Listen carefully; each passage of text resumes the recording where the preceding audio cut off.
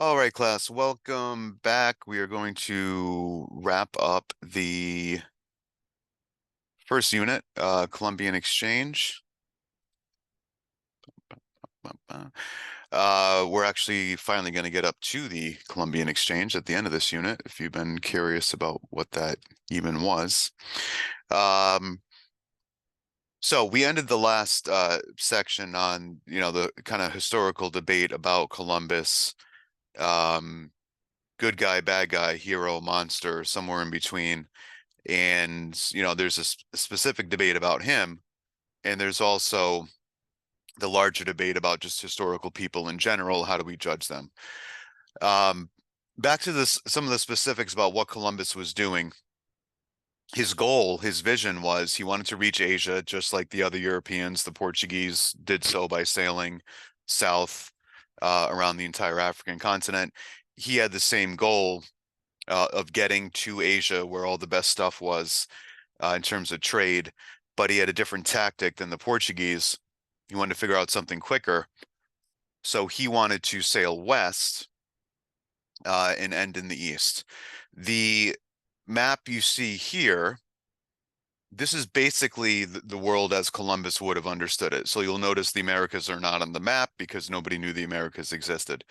The rest of the map, you can kind of see what's what. You can see Europe in the Northwest. You can see Africa, not super, super accurate, to say the least. There is no Australia, there was no Antarctica. A lot of the coastlines of Asia are not very accurate at all, but this is the map.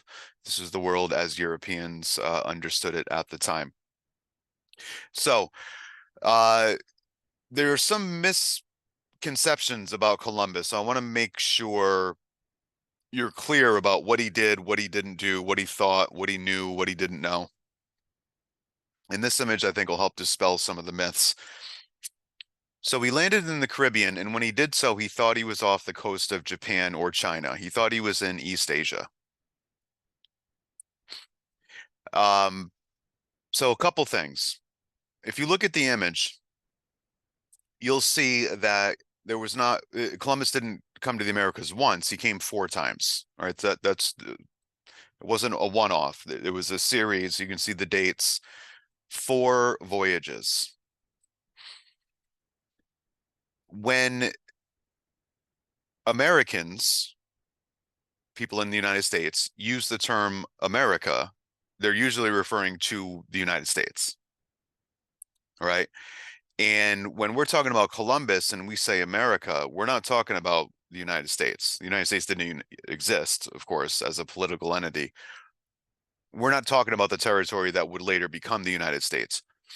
When we say America in regards of, if we're talking about Columbus, we're talking almost entirely about the Caribbean. So when you hear people talk about Columbus came to America, please understand he never set foot on the continent, either continent in the Americas. He never set foot in North America. He never set foot in South America. He is almost entirely in the Caribbean. You can see again on this image where he was and where he wasn't. And the entire time for all four voyages, he is in what is now Cuba, Puerto Rico, Haiti, DR, the Bahamas, etc. Not Massachusetts, not Argentina. Okay, he didn't know those places existed. On his final voyage, that's the kind of yellow orange one there, 1502 to 1504, he caught sight of the South American landmass, what is now Venezuela, and he did realize, because he understood geography, he could see the size of the river emptying out into the ocean, and he kind of put it together like, yeah, you know what? That's a huge landmass, South America. But with that exception aside, he's exploring the islands in the Caribbean. Okay. To the end of his life, he never realized the scope of his achievements. So, a couple things. If you conclude that he was a bad guy that should not be honored, and a lot of people do, I totally get that argument. Well, maybe this is good news for you then. He died broke, alone, not rich, famous, and powerful. Okay. He, to his dying day, did not understand what he had actually done, which was, quote, discovered two previously unknown continents. He didn't understand that. Nobody did at the time of his death in the early 1500s. He thought till his dying day that all those islands he had been exploring, Jamaica, Puerto Rico, etc., were islands off the coast of China. He never really comprehended what he had actually done, what the significance of it was. So he would be shocked to know that 500 plus years later, we're talking about him. He would be shocked by that. Okay. So one last myth, actually, before we move on. A lot of people think that Columbus didn't understand that the world was round. He did understand that the world was round. All navigators did during this period. Okay. His entire project of I can get to the east, China, by sailing west into the Atlantic Ocean, that whole concept only makes sense if you understand that the world is round, that the world is a sphere. If he didn't think the world was a sphere, the whole predicate of I can end up in the east if I sail west would have been completely nonsensical. So, clear a couple things up. He absolutely understood that the world was round. He came to the Americas not once, but 4 times. And when we say Americas, we don't mean the mainland, we mean the islands in the Caribbean. The first map, and this is where the name America comes from, Amerigo Vespucci, uh, relatively soon after Columbus's death, Vespucci created the first map to describe what they were now calling the New World as what it was. Not a few islands off the coast of East Asia, but a separate continent, an actual distinct separate thing that had nothing to do with Asia. Amerigo Vespucci was the first navigator and map maker. This was the map that he made, you see here, that show as they're learning more after Columbus, whoa, we're not off the coast of Japan or China. This is something previously totally unknown to us. It's a new thing. If you look at this map, you'll notice in the West, that big green mass, that's South America. You'll notice that there is no southern tip to South America because when this map was made, they had not yet fully explored it and determined how far south it extended. You'll notice upwards, they have the Caribbean islands there, fairly accurate. You'll see all the way in the upper left-hand corner of the map what is now Mexico with the Yucatan Peninsula there. And then it stops. It stops in what is now central Mexico. Where's North America? Where's all of what is now the United States and Canada? Not on there. They didn't know it existed. So obviously it's an incomplete map, but the significance of this map is it's the first map to stipulate, hey, this is something previously unknown and unexplored. Haiti is not 10 miles off the coast of Japan. Okay, this is an entirely new world, is what they called it. The Treaty of Tordesillas, as the map is gradually being filled in by the European explorers, there's competition among different European countries to claim different areas in the Americas, et cetera, et cetera. The Pope, leader of the Catholic Church, divides what is, again, they were calling the New World, between Portugal and Spain for a couple of reasons. Portugal and Spain are competing for these different areas. They are both Catholic countries, and the Pope, as the leader of the Catholic Church, does not want Catholics fighting other Catholics. So he's trying to mediate this competition between the Portuguese and the Spanish by dividing this new land between them. In the next unit, we're going to get to the Protestant Reformation. But just to preview that real quickly in this context, the Pope does not want Catholics fighting Catholics, especially during this time, because this is a time when the Catholic Church is losing a lot of followers because of the Protestant Reformation. We'll get into that in depth in the next unit. Obviously, the locals were not consulted. This is common sense. You all know this, but it's worth pointing out. It's not as if the Pope sailed to the Americas and sat down with the Native Americans and the Spanish and Portuguese and came, had some negotiation. This is done completely ignoring whatever the wishes of the Native Americans may have been. Okay.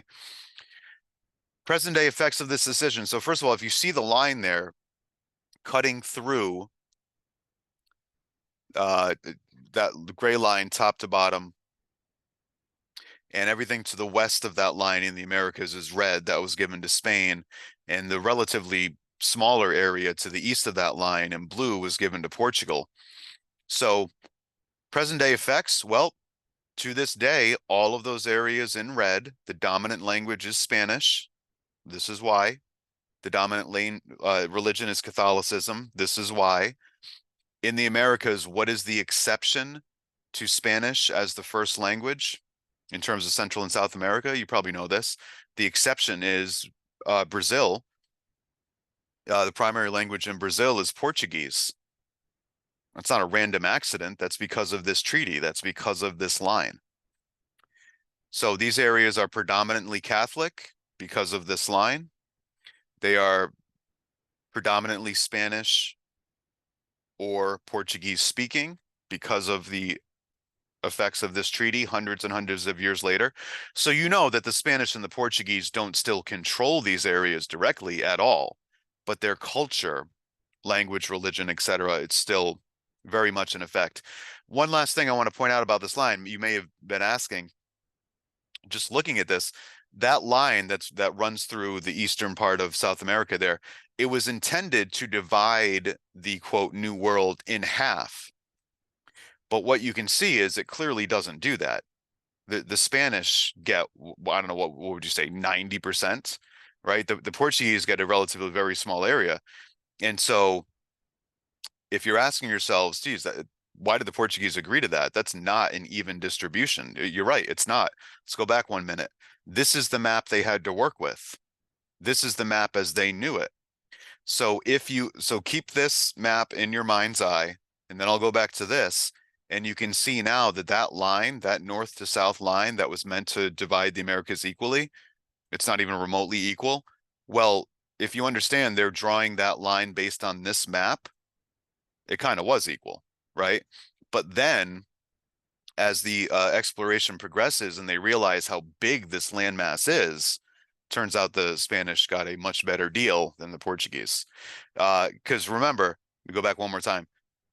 Notice that this line doesn't even touch North America at all. This is why.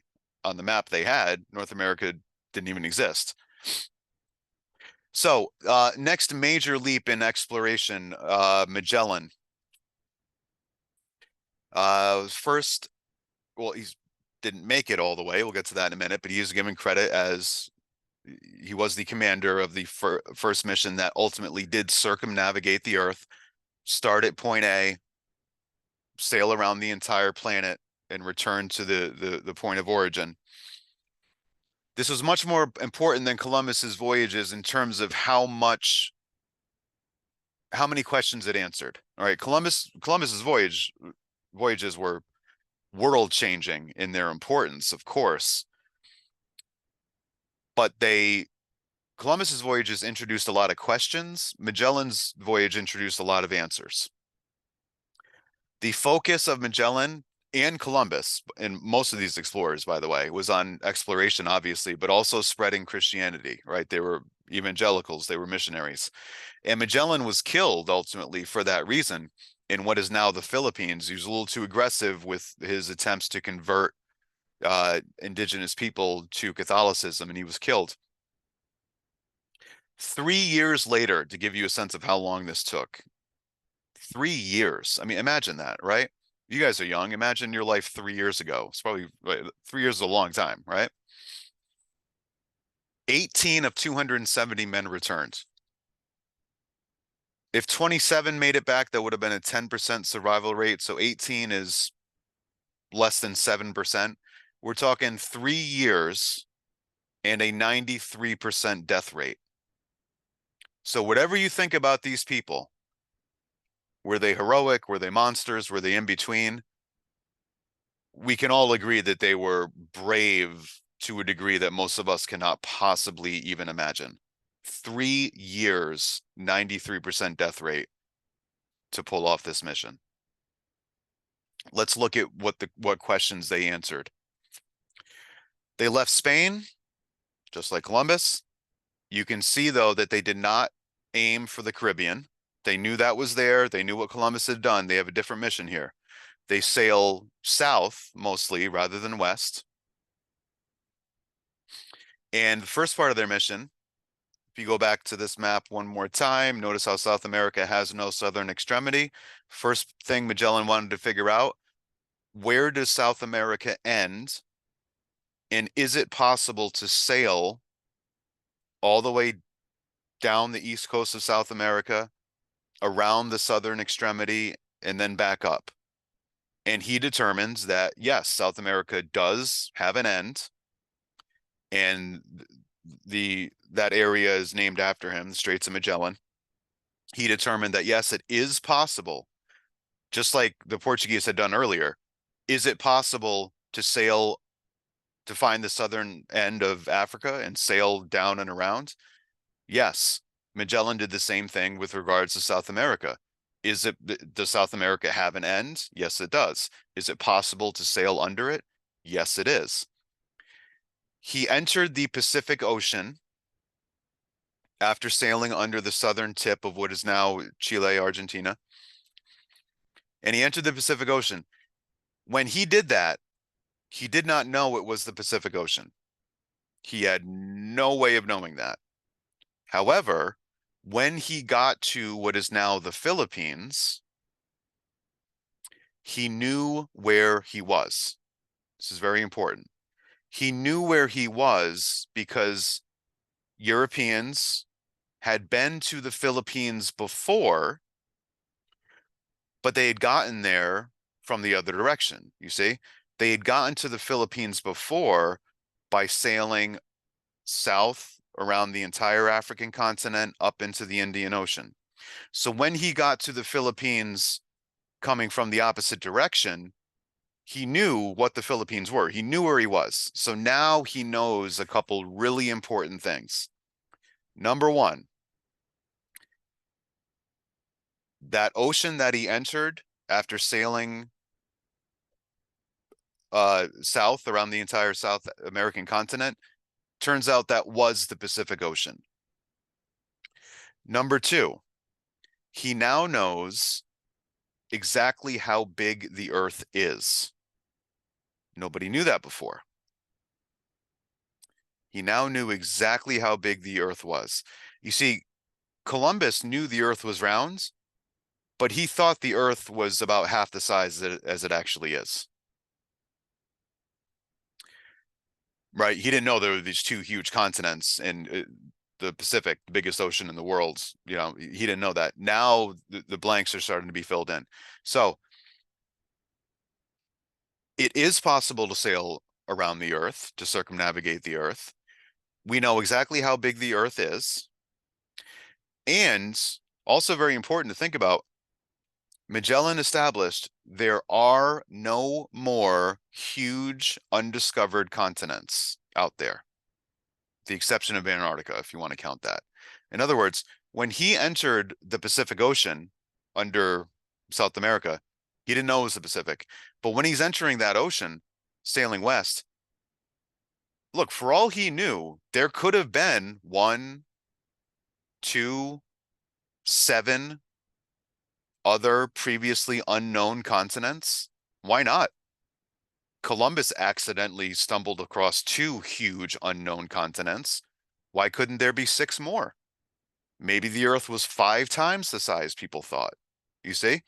So this is why Magellan's voyage is so important.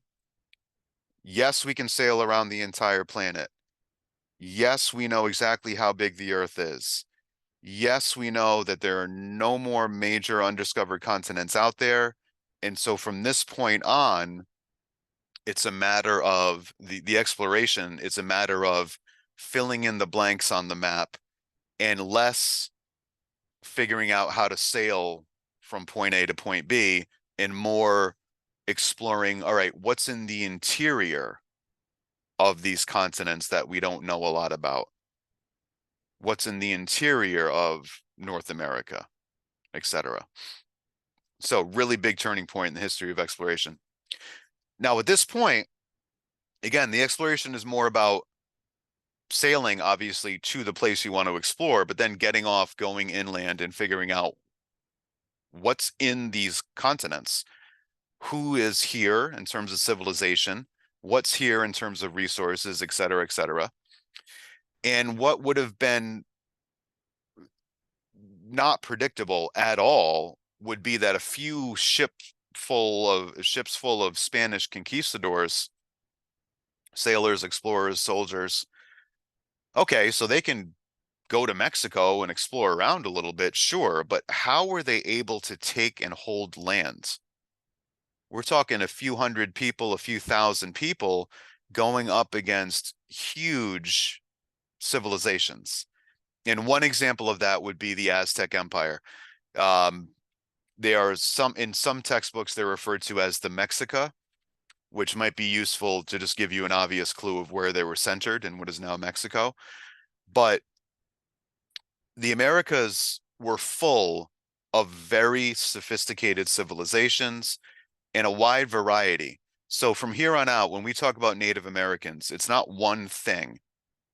It's hundreds of different groups, different civilizations that are wildly diverse.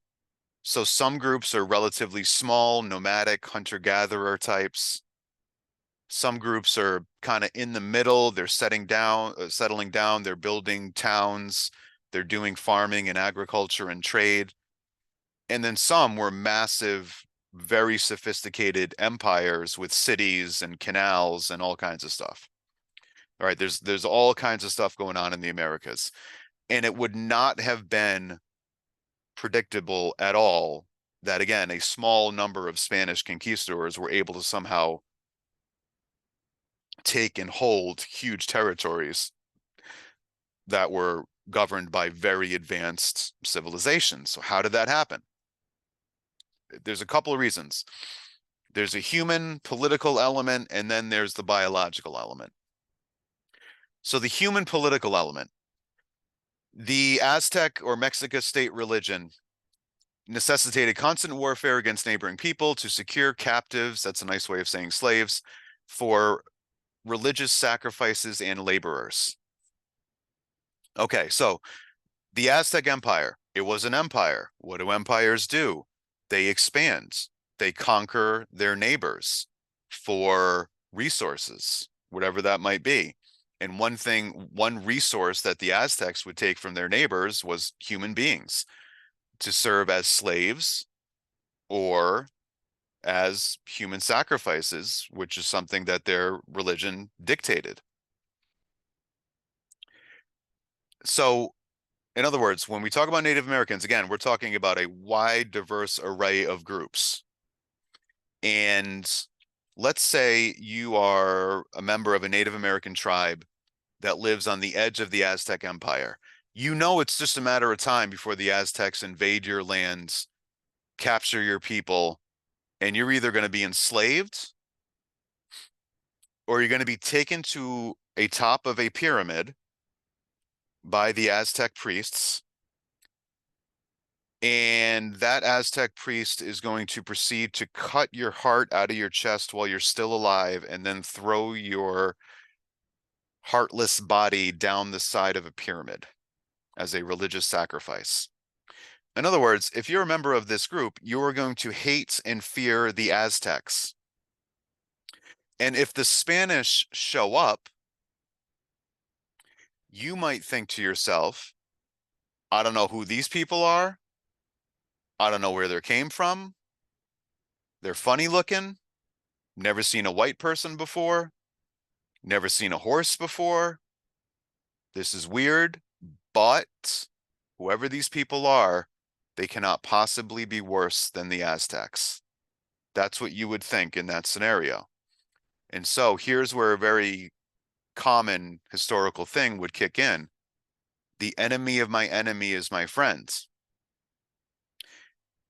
if you're a Native American and you consider the Aztecs to be your enemy, which a lot of them did, and the Spanish show up and they have an ambition to conquer the Aztecs, you might help the Spanish. You might say, hey, we have a common enemy. We'll help you. So there was a human element there. One of the ways that the Spanish and other Europeans later were able to conquer so much area in the Americas is that a lot of Native Americans helped them do so because of internal conflict within Native American civilizations. So it's important. There is this myth that you're too smart and mature to fall for. It's intellectually lazy. It's incoherent. It's dumb. Okay. Here's how the myth goes. It's a very common myth. In the Americas before Columbus, everything was going great. People were living in peace with each other and with the environment and the land, and they shared resources and they all sat around together and were happy. And then Columbus came and everything went to hell. Okay. Several things can be true at once. From the Native American perspective, did everything go to hell after the Spanish showed up? Yes. Oh, yeah. We'll get into that in a minute. However, does that mean everything was great before the Spanish showed up? No, that's the myth. Okay. Just talking about the Aztecs and the human sacrifices. A few years before Columbus, before any Native American tribe had ever heard of or seen a European, there was, well, several, but one very well recorded instance in which the Aztecs, by,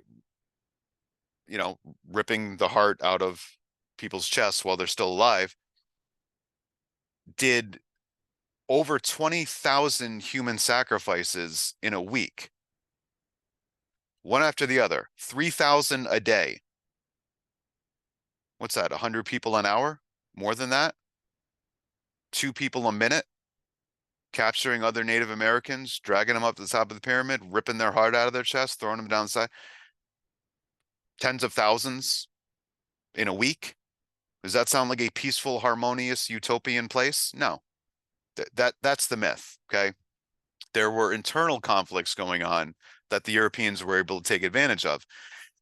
There's a similar myth in, anywhere that gets conquered. There is this, it's an understandable impulse. You want to romanticize how things were before the conquest. Everything was great, and then the outsiders showed up. It's not that simple, okay? Let's think about, quick thought experiment here. Let's say the reverse had happened. In other words, let's say the Aztecs had, quote, discovered Europe. Let's say the Aztecs sailed east across the Atlantic Ocean and, quote, discovered Europe. What would they have found in Europe? Would they have found Europeans sitting around the campfire, singing songs, holding hands, living together in peace? No. You know what they would have found in Europe? They would have found Europeans killing each other in huge numbers over religion, resources, land. If the Aztecs, quote, discovered Africa, what would they have found? A paradise? No, they would have found Africans enslaving other Africans, right? So while there is this huge turning point in Native American history, a catastrophe brought by the Spanish, that doesn't mean that things were great before first contact. Native Americans, Europeans, Asians, Africans, all of these civilizations, before any outside force interacted with them, they already had their own internal conflicts going on. Here's the catastrophe. Within a century of European contact, at least 80% of Native Americans had died. That number is usually higher, at least 80, probably 90, okay, within 100 years. Nearly all of these deaths were caused by disease. We'll get into why that was in a minute. not physical violence. There was physical violence, of course, but you cannot kill two continents full of human beings with swords. Okay? That's not a thing.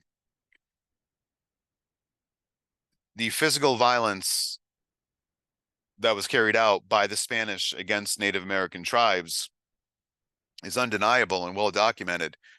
That is a tiny, tiny sliver of the damage that was done.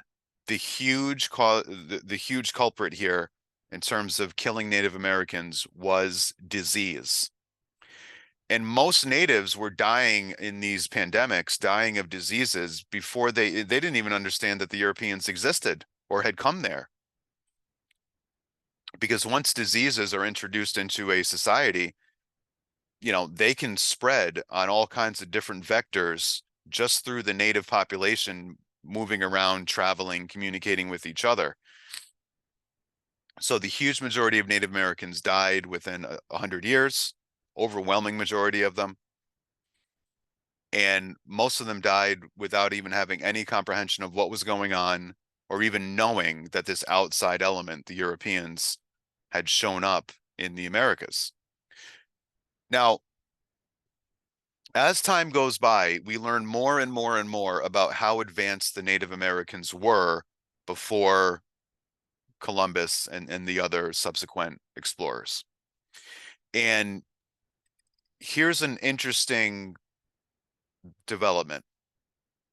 Obviously, this is not in the Americas, but it's an iconic example of evidence of an ancient civilization that you're all aware of, right? This is the Great Pyramid in Egypt. If you were exploring Egypt and there's no one around, and you come upon upon the Great Pyramid, common sense would tell you, oh, wait a minute. There was obviously an incredibly sophisticated civilization here in the past. Obviously, right? Because the evidence is staring you right in the face. It's undeniable. Okay?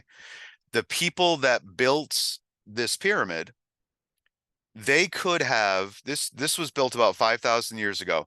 The people that built this could have all disappeared off the face of the earth. And there could have been nobody left from that culture to maintain and protect this pyramid, and it would still be there 5,000 years later. Because the environment in which it is built in, it's incredibly dry, it almost never rains, and there is no vegetation, trees, vines, plant life growing on this thing, growing under the foundation, compromising it.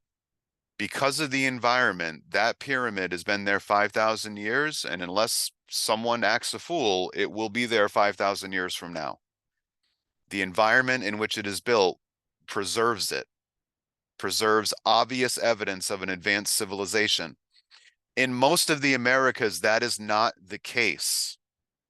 And so for that reason, since the huge majority of Native Americans died very quickly from disease, for reasons we'll get to, the evidence of how advanced they were, the physical evidence, was lost. A lot of it was lost because of the environment. Here's an example.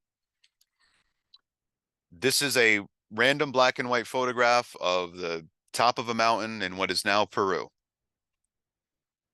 It is very overgrown, very thick foliage. You can see, even though it's black and white, you can tell very thick growth, right? Trees, vines. You can see some evidence of ruins of things that are obviously man-made, right? You can see some walls, etc. But it's very hard to see. And if you're on foot, kind of hacking through this growth, all of this plant life, etc., you could be 50 feet away from one of those walls and not see it because the growth is so thick. Now, contrast that with this. The Great Pyramid, you could be 10 miles away from that thing and you can see it. In an environment like this, no, you don't have that benefit at all. And as hundreds of years after Columbus, people are kind of exploring this mountaintop, for example, in Peru, someone might find a little remnant of a wall and, wow, that's interesting. This is obviously man-made. Why is there a wall up here? That's weird. Let me start hacking away at this. Let me start clearing this growth with a machete. Very hard, long process. And over time, you might realize, wow, man, this wall it extends a lot further than I thought. Oh, it turns a corner. Well, let me keep going. Like, what is this? What was this? What was going on here? Well, this image you're looking at right here, you know what it is? It's this. Machu Picchu. The Native American civilizations that were here before the Spanish were doing a couple things that we now understand much more clearly. Number one, they were building things at scale in environments that Europeans thought was impossible. In the case of Machu Picchu, it's on the top of a mountain. Europeans assumed that the Native Americans could not have built anything on top of the mountain because number one, it's on top of a mountain. How are you going to get all the material up there? Number two, the air is incredibly thin. So in the European mind, it wasn't possible that there could be anything up there, but there was. And not only is it in a seemingly impossible place, but because of the environment, the people that built Machu Picchu, when they're wiped out by disease and there's no one there to maintain it, it is going to quickly be swallowed up by the elements, by plant growth, in a way that this never could be. You see? So, as time goes by, we learn more and more and more, and we are discovering literally every year that the extent of Native American civilization was way beyond what people understood it to be. One more thing that, if you want to look into for a current event, there's a relatively new technology called LIDAR, LIDAR. It's a type of radar. And if you think about, well, think about South America, for example, the Amazon rainforest, right? The Amazon rainforest is essentially a jungle that's almost the size of the United States, right? It's huge. If you want to explore the Amazon for signs of ancient Native American civilization, how are you going to do that?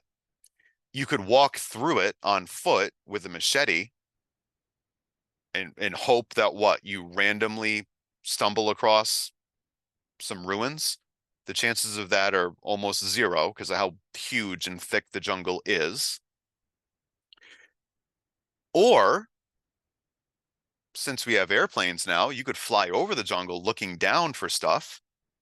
How's that going to work out for you? What are you going to see? You're going to see nothing. You're going to see the tree cover. You're going to see green. That's it. What LIDAR does, it's a form of radar, and it basically penetrates organic material. So in other words, look up images if you want and find an article about it, do a current event on if this interests you. Now people can fly over the Amazon, for example, with LIDAR, looking down at the tree cover, and the technology is able to wipe out organic material, meaning the leaves, and just concentrate, for example, on stone. And so it's like X-ray vision. So now with this new technology, you fly over the Amazon, for example, what do you see? Huge road networks built out of stones, huge walls, temples, uh, all kinds of structures made out of stone in the middle of the jungle, in an area where people thought you couldn't build anything, but the Native Americans did, and in an area where there's no way you could have seen it before modern technology. So now we know the Native American civilizations were much more advanced than people used to think. In terms of the economic system that the Spanish and other Europeans gradually set up, European governments gave monopolies. We'll talk about monopoly more in the next unit. That's when one business basically has total control over a certain part of the economy. To favored corporations, and this evolved into what's called the triangle trade. You've probably heard of the triangle trade before. So there's two parts here I'm going to walk you through. First, I'm going to walk you through it and define what the terms are. Then I'm going to walk you through it again with some specific examples plugged in. A colony is a place that is conquered by an empire. A raw material, that's a natural resource, something of value that is found naturally, in nature. It's a raw material. The mother country, that would be the kind of the center of the empire. And what else? Manufactured goods. A manufactured good is something that is made out of a raw material, something that doesn't just grow on trees. Colonies were only allowed to sell raw material to the mother country. So I'm going to walk you through this and plug in some examples from the time. Colony. Cuba. Cuba was a colony of the Spanish Empire for 400 years, from Columbus right up until the Spanish-American War. Cuba was only allowed to sell, what's the raw material in Cuba? Sugar is a big one of great value. Cuba was only allowed to sell sugar to Spain. That's the mother country. They conquered Cuba. Cuba was only allowed to sell sugar to Spain. Now let's talk business. If you have something of value and you are only allowed to sell it to me, am I going to pay you a fair price? And your common sense will tell you, no, I'm not. Because if you say, hey, that's an unfairly low price, I could sell it to this person for more. I then, in this example, am the mother country in Spain. And I say to you, no, you can't. I have a gun to your head. You're my colony. I conquered you. You're going to sell me what I want at whatever price I feel like paying. So Cuba, in this example, are going to be paid an unfairly low price for the sugar because they're being forced to sell to Spain. And then the next step, colonies were only allowed to buy manufactured goods from the mother country. Cuba was only allowed to buy. So what can be made out of rum? Or rum, sugar. What can be made out of sugar? I got ahead of myself. One of the things, for example, you can make out of sugar is rum. Rum is a manufactured good because it doesn't, flow down the streams. It's not, it's not a Captain Morgan river. You got to make it. Cuba was only allowed to buy rum from the mother country. So it's the same scenario. It's going to be a ripoff in the other direction. If you have to buy rum from me, I can charge you an unfairly high price. And if you complain, I can say, well, you have to. I'm not giving you the option to shop around and get a better price. So let me walk you through this one more time with the specific examples plugged in. Cuba was only allowed to sell sugar to Spain, and that's going to be at an unfairly low price. Cuba was only allowed to buy rum from Spain. That's going to be at an unfairly high price. Okay. As the Native Americans start dying off from disease, because the Spanish were enslaving Native Americans, forcing them to produce sugar, Native Americans start dropping dead in huge numbers from disease. The Spanish then introduced the third element of the triangle trade, which is slaves from West Africa. The West African slaves were not dropping dead of disease the way the Native Americans were, for reasons we'll get to in a minute. So that third element makes it the triangle trade. Sugar is being sent from Cuba to Spain. In Spain, the distilleries make rum. They send ships full of rum to West Africa. They make contact with local West African tribes. They trade, in this example, rum for slaves. They send those slaves from West Africa to Cuba, and the slaves are forced to produce more sugar so it can be sent to Spain to turn it into more rum, so it can be sent to Africa to trade for more slaves because we need more slaves to make more sugar, to make more rum, to get more slaves, right? And then it becomes a cycle for hundreds of years. This is the triangle trade.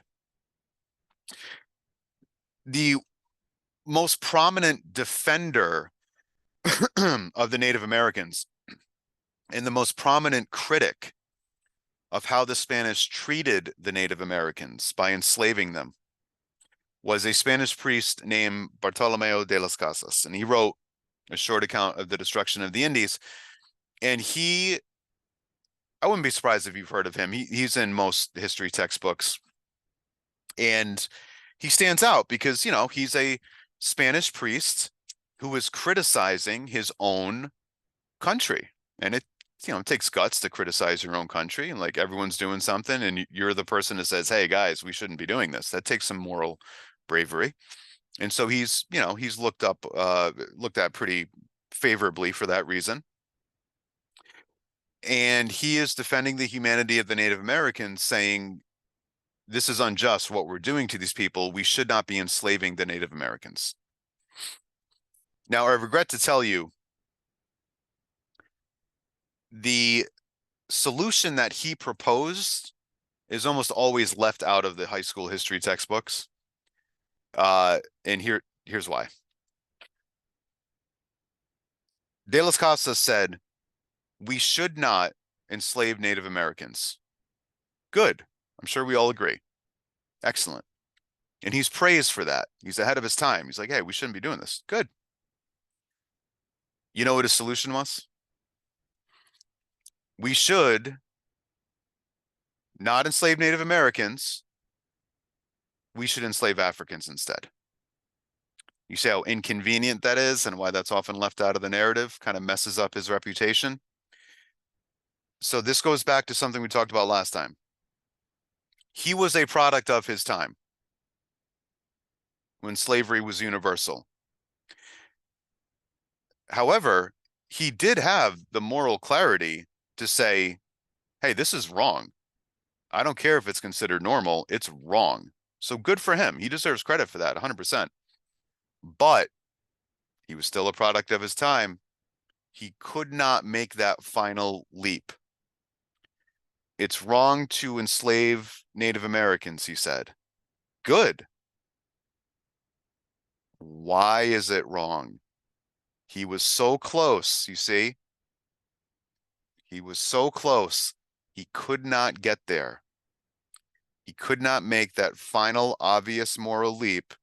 It's wrong to enslave Native Americans because it's wrong to enslave anyone. He couldn't get there. So he came to like the Native Americans, and he said we shouldn't enslave them, but he couldn't make that final leap of slavery is inherently wrong. Kind of inconvenient. So this is where I'm jumping ahead for 1 minute. Okay, so cultural relativism, this is a big one, and then we'll wrap up with the Columbian exchange, right? What that actually is and why the Native Americans died the way they did. Cultural relativism, hugely important issue for you to think through. All right, so first, why is this coming up at this point in the course? And then we'll broaden it out, and I want you to think about how this affects your personal life. De las Casas, that Spanish priest who was defending the Native Americans, he was employing cultural relativism. And so let's look at the quote first, and then we'll look at the list. Cultural relativists suggest that one culture is not less necessarily superior to another, just different. Okay, that's the point of view De las Casas was employing when he was defending the Native Americans. So in other words, this is what De las Casas was saying. Native American culture is different from Spanish Catholic culture, obviously, in any number of ways. Language, religion, it's a wildly different culture. And what De las Casas said was, Native Americans have different cultures, obviously, but that does not mean that they are inferior to our culture. It just means that they're different. And so he was coming from a place of empathy. And that's a really good impulse to have, right? We're all different as individuals, as groups, as civilizations, but we need to respect each other and empathize. And we can't immediately assume that because thing A is different from thing B, one of them must be inferior to the other. That's where De las Casas was coming from. And I think you probably agree. That's a good frame of mind. Empathy. You're different from me. That doesn't mean you're better than me. Doesn't mean I'm better than you. Just means we're different. That's good, right? We need that to have, you know, a functional civilization. We need to accept each other's differences and not assume that one person is superior to another. So that's why this issue is coming up in the context of what De Las Casas was saying. Different cultures are different. We need to be tolerant of each other and appreciate our differences and not get into this, you think this, I think that, therefore I'm better than you, right? Because that's destructive. Awesome. Okay. However, that good empathetic impulse of tolerance, etc., there's a line past which it turns into something maybe not so good. So let's go through this list. Number one is obvious. Different societies have different moral codes. Duh. Yeah, different societies and civilizations have broadly different ideas about what's good, true, and beautiful. We all know that. We talked in the last unit a little bit about differences between Islamic culture and Western culture, for example. Societies are different. Okay. Number two, the moral code of society determines what is right or wrong within that society. Okay, that's just pro forma. That's objective. We all know that. Number three, here's where it gets spicy, and this is interesting and important for you to think through. Number three, there are no moral truths that hold for all people at all times. Please think about this. Do you agree with this? If you do, you are a full-blown cultural relativist. There are no moral truths that hold for all people at all times. What that means is there is no such thing as objective right or wrong. That's what that means. There is no action or behavior that is always wrong, regardless of circumstance. That's what they're saying. Okay, so I want you to think about this. Can you think of any action or behavior that is, in your opinion, always wrong, regardless of the context? So let me throw out some possibilities. Rape. If I tell you that someone raped somebody, do you need more information?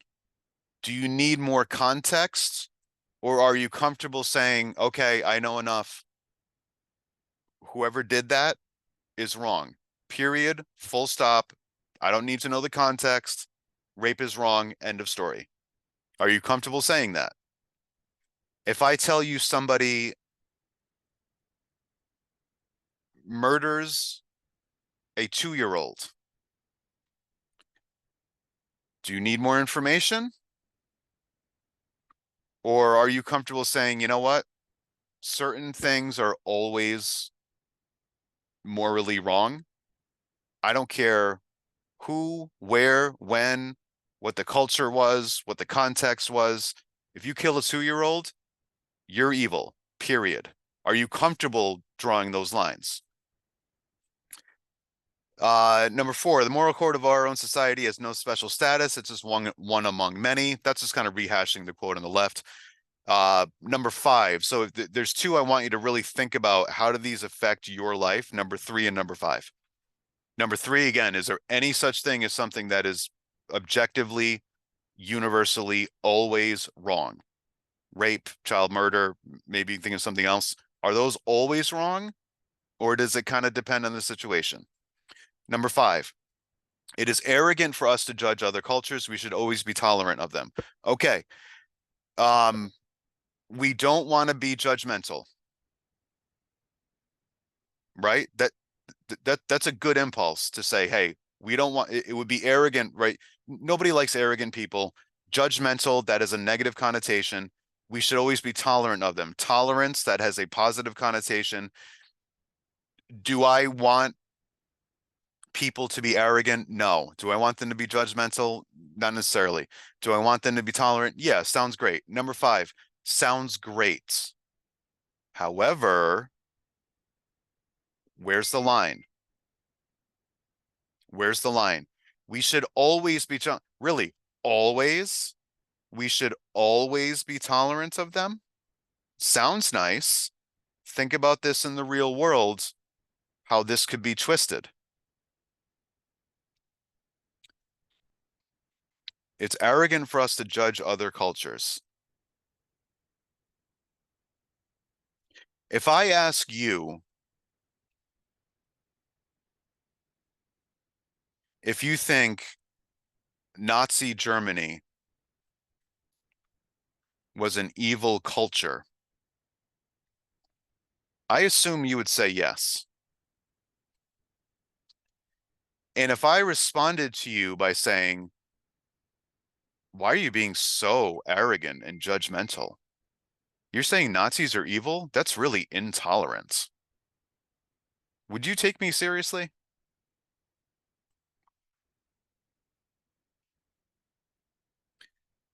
You probably wouldn't. You'd be like, Professor Klinker, have you lost your mind?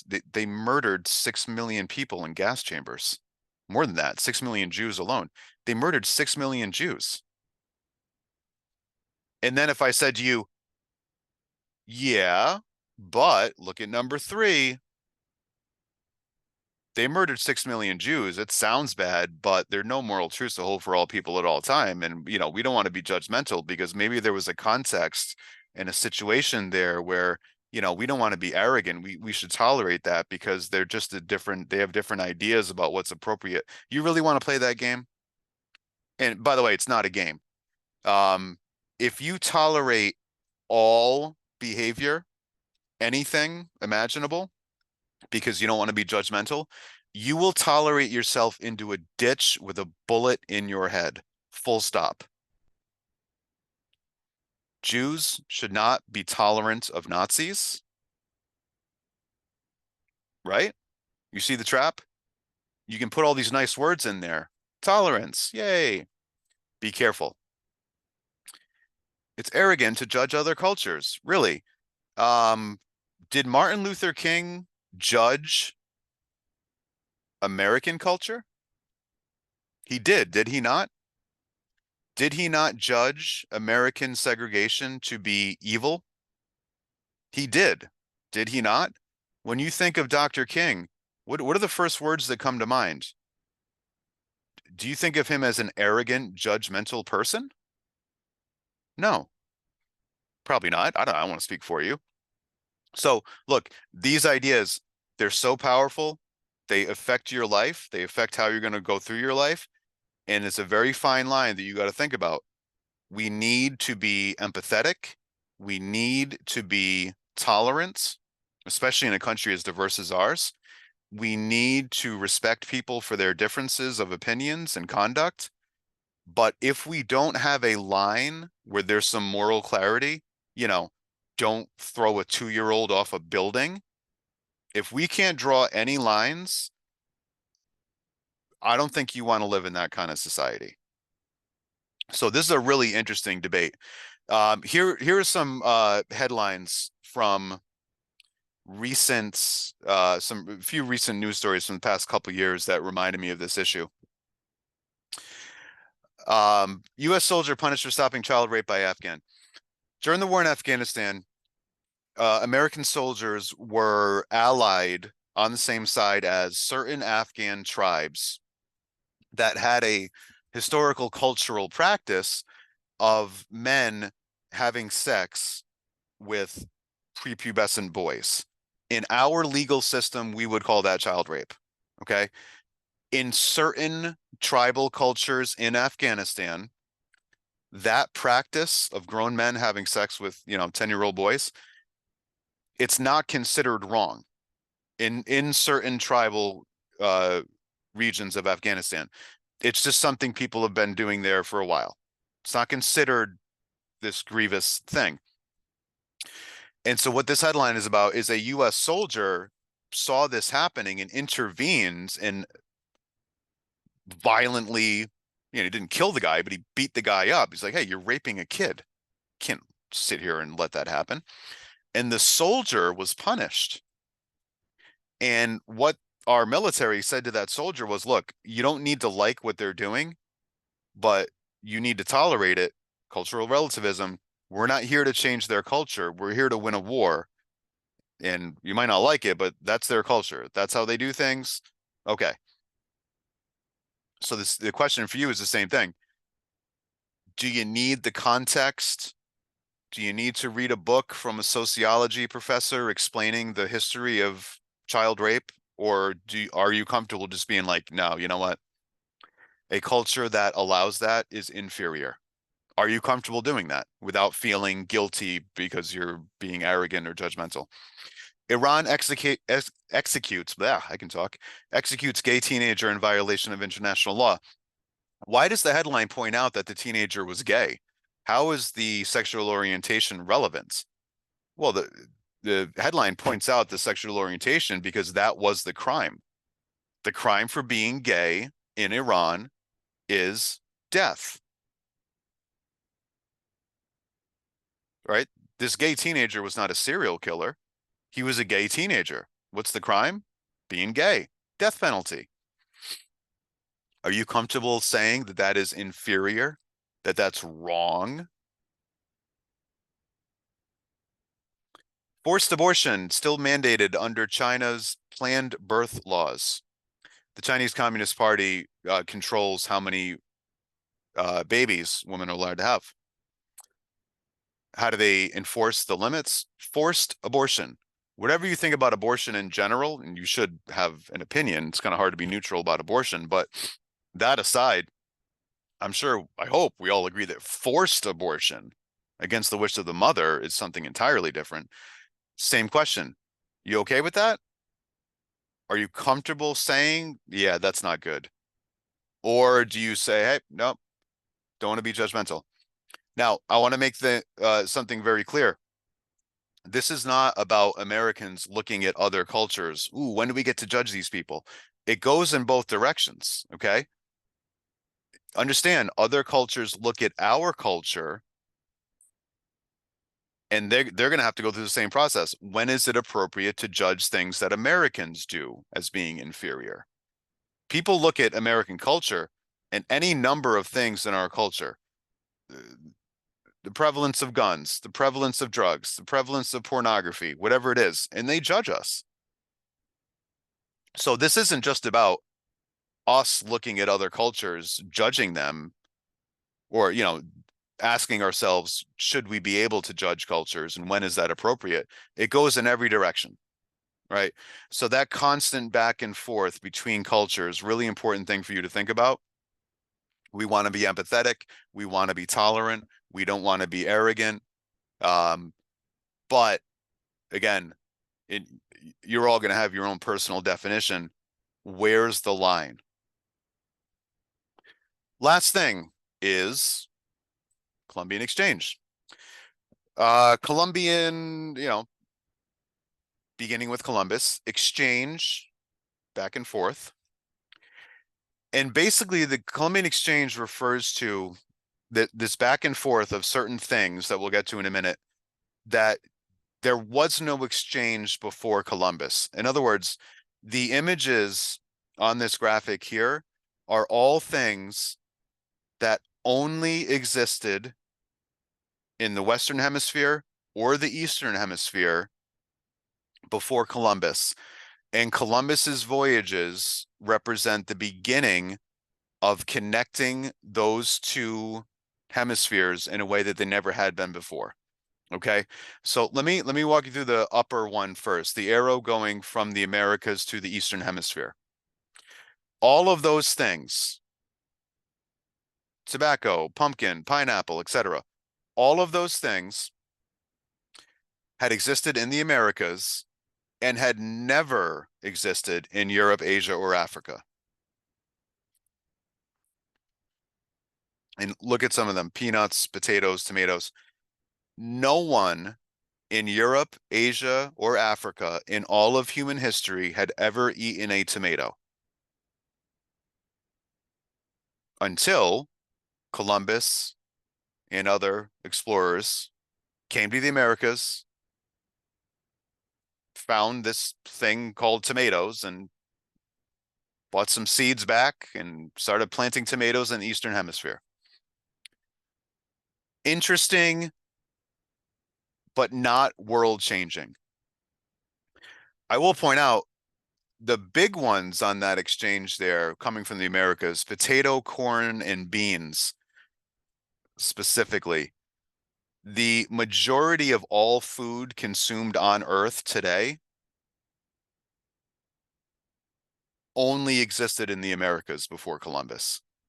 So the things that existed in the Americas in terms of food, especially potatoes, corns, and beans, those things being now exchanged into Europe, Asia, and Africa for the first time ever 500 years ago, that has saved hundreds of millions of people from starving. So that's a pretty big deal.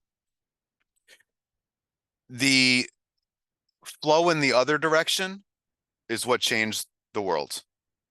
The flow in the other direction is things that only existed in Europe, Asia, or Africa, and then Columbus and other explorers brought them to the Americas and introduced them. So as I walk you through this, think about the two hemispheres as different planets. Totally separate ecosystems. There's no contact. They might as well have been two different planets. After the last ice age, when the ice bridge melted that connected what is now Russia and what is now Alaska, the two hemispheres, the Americas and the Eastern Hemisphere, might think about them like different planets. Okay?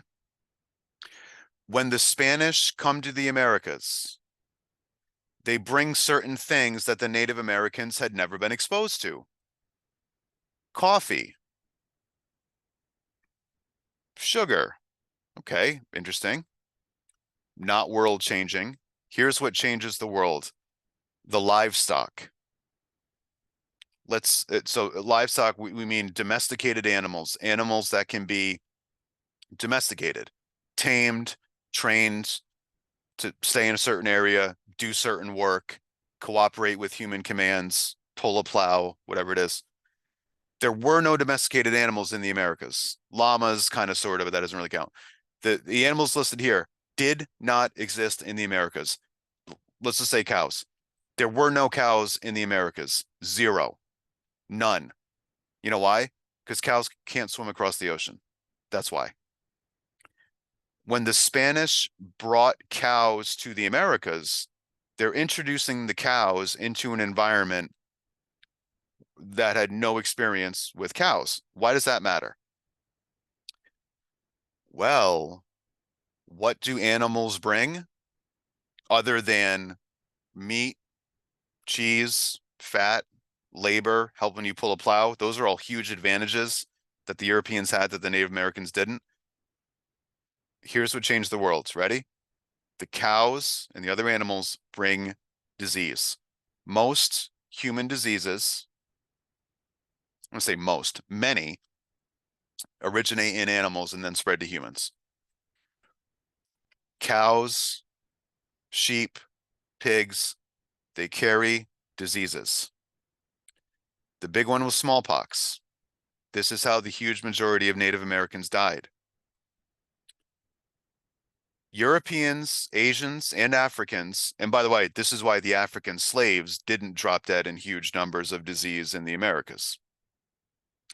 Europeans, Asians, and Africans had been living in close proximity to cows, for example, for thousands and thousands of years. Living in close proximity with them, working with them, drinking their milk, being exposed to germs that cows carry. And the more you are exposed to germs over generations, something called natural immunity evolves. The more you are exposed to germs, the more your immune system evolves to adapt to and fight off those germs. Natural immunity. Europeans, Asians, and Africans have been exposed to these germs, smallpox, etc., for all of their history. Did they sometimes die from them? Of course. But they also, more often than not, developed natural immunity. What happens when you take a germ and introduce it into a human population with zero prior exposure, with zero natural immunity? That's what happened to the Native Americans. When the smallpox germs through the cows, through the people, when those germs that you see listed there were introduced into a society, the Native Americans, with zero prior exposure and therefore zero natural immunity, it wiped them out.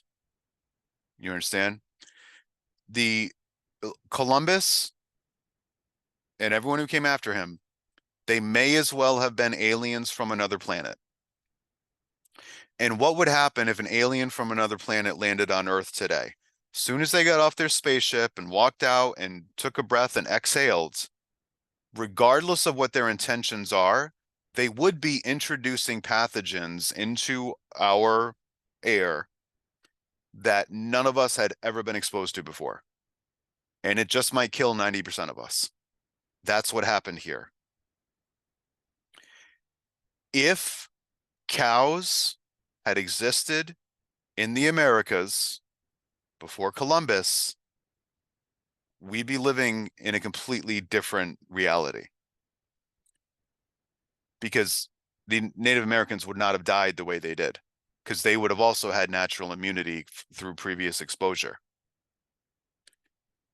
Cows, not people, changed the course of human history.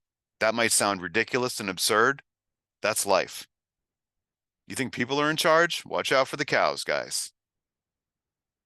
Nowhere else in human history. Look, people conquer other people all the time. The Spanish conquered the Aztecs. Well, it happens. Only in the Americas were the people, not just their political power went away for 100 years, 200 years. That happens all the time.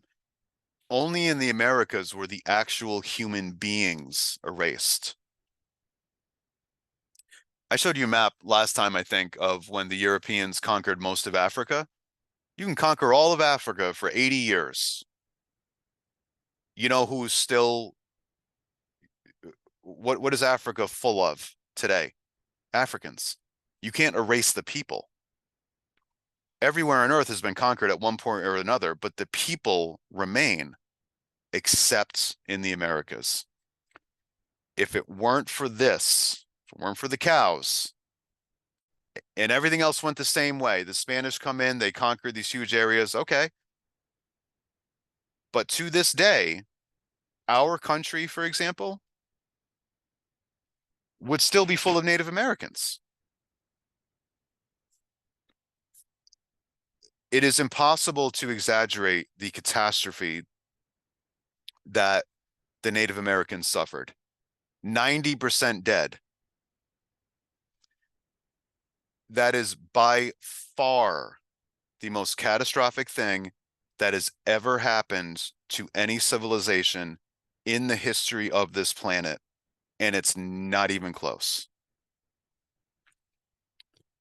And so that sets the stage for a scenario in which 80 to 90% of the people are wiped out. It is only that allows huge numbers of Europeans and later on everyone else to pour into the Americas and to totally replace the indigenous population. So that is the Columbian Exchange. Took us a while to get there, but that wraps up the first unit. So thanks for joining, and I will see you again for Unit 2.